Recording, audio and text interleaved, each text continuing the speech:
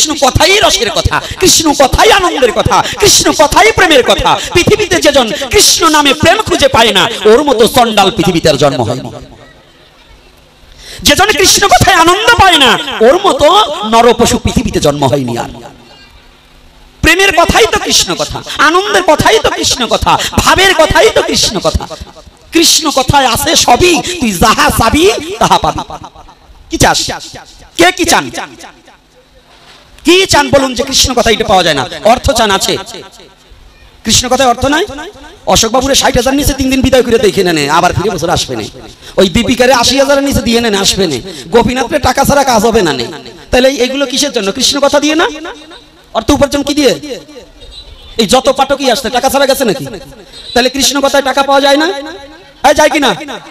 খালি ওই চোর হইলে টাকা পাওয়া যায় না, বড় অফিসার এগুলো কিন্তু বড় চোর, কলমের খোঁচায় চুরি করে।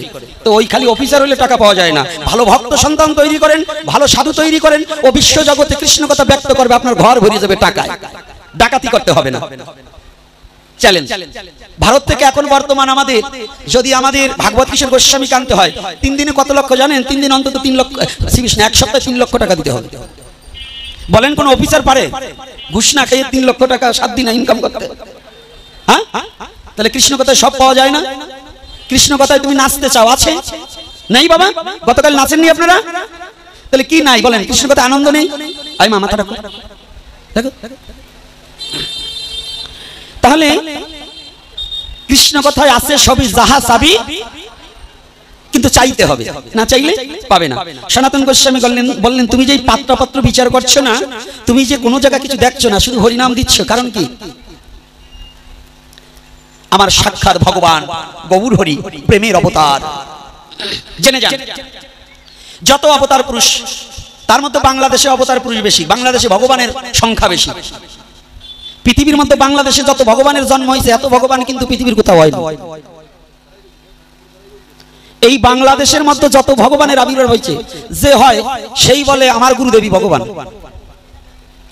এইভাবে ভগবানের বাজার মিলে গেছে বাংলাদেশে। এই ভগবানের চাপে আসল প্রকৃত ভগবান হারিয়ে যাচ্ছে। অনেকের ঘরে নিজের গুরুদেবের বিগ্রহ আছে, বাবা লোকনাথ ব্রহ্মচারীর বিগ্রহ আছে, আমার শ্রী দুর্গা পরমহংসদেবের বিগ্রহ আছে, হরিচাঁদ ঠাকুরের বিগ্রহ আছে, গুরুচাঁদ ঠাকুরের বিগ্রহ আছে, জগৎবন্ধু সুন্দরের বিগ্রহ আছে, তারপরে গণেশ পাগলের বিগ্রহ আছে, তারপরে এই মনাই পাগলের বিগ্রহ আছে, আরো অনিল বাবাজির বিগ্রহ আছে, কিন্তু অথচ গৌর হরির বিগ্রহ অনেকের ঘরেই নাই। এরকম আছে কিনা? আমি কাউকে ছোট বলছি না, কাউকে ছোট না, এরা প্রত্যেকেই আমার পূজনীয় জন। ওনাদের একটা চরণে ধূলিকণা সমজ্ঞান আমার নেই, কিন্তু তথাপিও যুগ অবতার শ্রীমান গৌর হরি, তাকেই আমরা চিনি না, তাকে আমরা জানি না। কথাটা বুঝতে পেরেছেন? তাই এই যুগ ধর্ম প্রবর্তনম, ক্ষণই অবতার আর যুগ অবতার। যুগ অবতার 4 জন 4 যুগে এসেছে, আর ক্ষণ অবতার বহুবিধ সনাতন ধর্মে থাকতে পারে। আজকের কথাটা কিন্তু একটু কঠিন কঠিন বলছি, একটু কঠিনতম, তবু আমার যুব সমাজকে জানাতে হবে। কারণ আমাদের গুড়া ভক্তি আছে, গুড়া ধর্ম চলছে। আমি যা করবো তাই, শাস্ত্র মানবো না, এটা করলে হবে না।